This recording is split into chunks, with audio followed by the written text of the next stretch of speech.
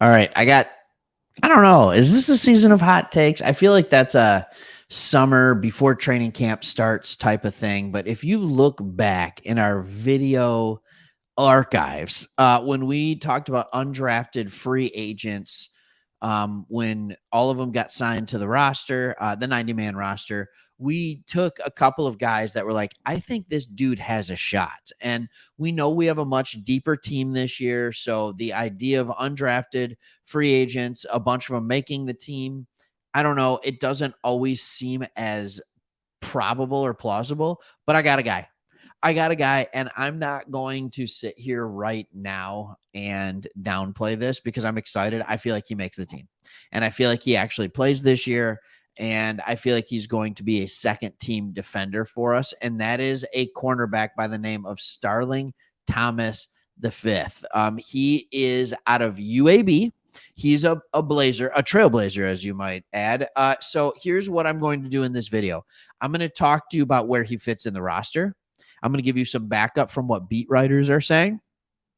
And I'm also going to kind of talk about the depth and what he was in college and why I think that profile leads to him being a player here for the Lions. So here's what we know about Starling Thomas. He is one of those guys. He's pretty long. He's 6 feet. He weighs 194 pounds. And he's out of UAB. Last year, he absolutely came into his own. We have nothing on him in 2020. In 2021, he was a good defender. They threw his way 62 times. They completed 32 passes. So they were just a little over 50%. That's not bad as a corner. It's not good. It's not bad. He gave up 437 yards. He had 2 picks, but he also gave up 6 touchdowns. Last year, he came into his own. His PFF rating jumped almost 10 points. It jumped 9. He played 13 games. They threw the ball at him 58 times. So they almost threw the ball at him just as many times. And he only allowed 22 receptions. That's not good if you're a quarterback. That's not good if you're a wide receiver. And I understand it's not the greatest of talent, but there's good wide receiver talent everywhere. That's just how it goes. And his job was routinely to shut down the best player. He also had a run defense grade that was just as high as his other one. His completion percentage against was 37.9%, which put him in the top like 5% of quarterback or of corners in the entire country. He had 17 forced incompletions. He had he had no interceptions, but he had 2 dropped interceptions. Maybe work on those ball skills a little bit. But that is who we are getting. All right. When you look further into his athletic profile, he has an RAS score that's not like amazing. It's good. You know, his grade is okay. It's not great. It's okay. But he has great areas in that.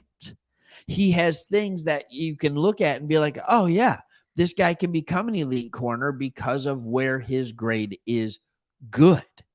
All right. He ran a 4.38 40, which is a great grade, with a 20-yard split of 2.54, which is a great grade.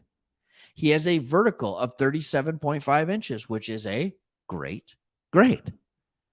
He has a broad jump of 10 feet, 5 inches, 10.5 feet, which is a great grade. He has decent arm length. He has good hand size. Like, he has the things that you need to be good. His poor things are his height, they're saying, and things like that. But he's actually not as small as you would think. He's 6 foot. He's 195. He's put on a couple pounds. He's still held the speed. Now, what are people saying? As you know, after day 1, day 2 of training camp, beat writers are going to come out and they're going to say what they're going to say about different players. And what is interesting is not only how players play, but also where are they in the rotation? Where do coaches have them? And a lot of your undrafted free agents are just repping with the third team or even beyond that. Okay, I know that's not the greatest thing in the world, but they're just trying to get in some reps and they're learning the ropes. It's hard for them. And here's what this is behind a paywall, so I'm not going to give you exactly what everything said in the article, but Colton Pouncey of The Athletic said that Sutton and Jacobs were the starting cornerbacks. Mosley's out. But the second team cornerback duo is noteworthy. Will Harris had one of the spots, which isn't surprising. But the corner who lined up opposite him, Starling Thomas. All right. I told you earlier he'd make the 53-man roster. Colton Pouncey said earlier he projected for him to make the 53-man roster, and he was getting plenty of special teams reps with the punt team, and he's doing what he can do to impress the coaching staff. At this time of year, we look at two things. Of course, we look at where they're repping in the pecking order, but we also look to see of what they're doing on special teams. And if you have a player who is performing well on special teams and they're getting consistent run in the special teams reps, that is a good indication that they're going to make the football team. That is a very good indication that they're going to make the football team. So, yeah, I'm excited about this. Do I think he could make it? Absolutely. So what about the depth at the position? We know that we've kind of overhauled some of our roster. We know that we spent a lot of time. We know we spent a lot of resources. But cornerback is not that deep. It's good, but it's not deep. Okuda is gone. Oruwariye, gone. Okay. And none of us are upset about those guys being gone, but they're gone. And that changes things. So you have Cam Sutton as your starter. He's entrenched. He's locked in. He's our number one corner. The guy you want to be next to him is Emmanuel Mosley. He's still out. He's still out. And I don't know when he's going to be back. They're trying to slowly bring him back, which is fine. They are absolutely allowed to do that.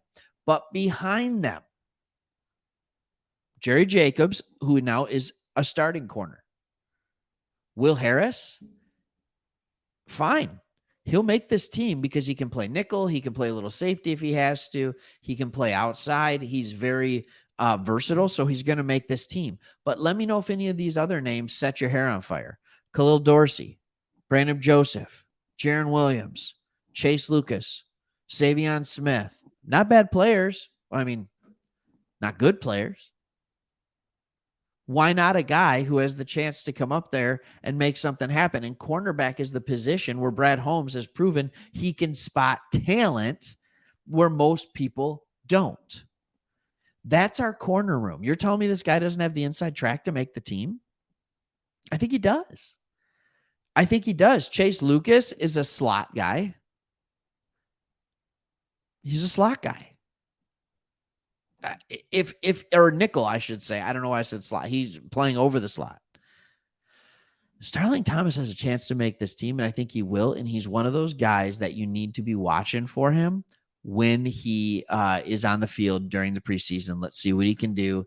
If he makes the team, you heard it here first. I'm not going to gloat about it. I don't know. I don't know why I said you're going to hear it here first. That's what lame people do. So anyways, leave your comment. Do you think this guy's got a shot to make the team? Do you think he will produce for this Lions team this year? By the way, one other thing, if CJ Gardner-Johnson, we've heard that the injury doesn't seem to be serious, but if it is, that means Will Harris is going to get slot or nickel snaps in place of him. So then we need to keep even another probably corner on the roster. Just remember that as well. All right. We'll see you on the next one. Thanks so much for watching. Hit that subscribe button if you watched all the way to this 9-minute mark. All right. Thanks. Bye.